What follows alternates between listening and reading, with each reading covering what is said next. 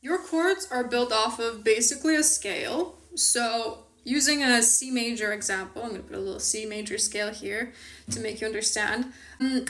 We use the first scale degree, the third scale degree, and the fifth scale degree. So in C major, if you have it here, we're going to have the C, the E, and the G. So any 1, 3, and 5 is going to make a chord.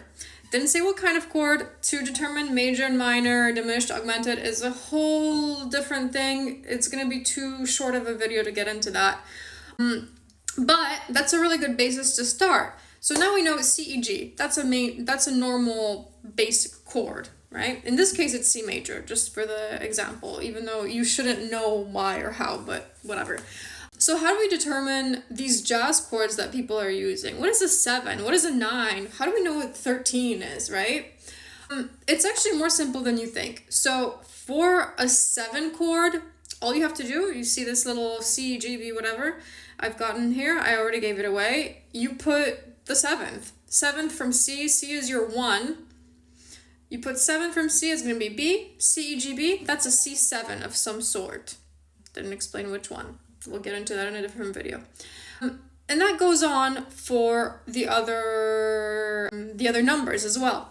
So if we want to have a jazzy chord, like 1 to 8, that's just 8. How do we get a 9? All you have to do is take that octave and you continue it. So C to C, and then you continue it to a different C, right? So after that C, that 8, that octave, what's going to be after that? It's going to be a D. That's your 9. So if you have C, E, G, and you put D on top of it, that's going to be a 9. That's going to be a 9 chord. And then you keep doing it with the other numbers. So that's how you get an 11. That's how you get a 13.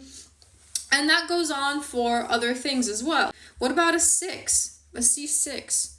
All that means is that you add the 6th scale degree in there. And in our case, in C major, a C6 would be an A. So we would put an A in there as well. That's how you get those basic chords. So anytime there's something like that written in there in your charts, if you know how to spell it more or less, you'll be able to build your own chords, build your own charts. If I know, for example, that I want a C7, a C major 7, in this case it's a C major 7. Don't ask why yet. Next video. If I want to know, if I want to have a C major 7, C, E, G, B, all I have to do is find that on my guitar, wherever it is. I could figure out how to play that anywhere. So the simplest one, C, E, G, B, there we go, C major 7.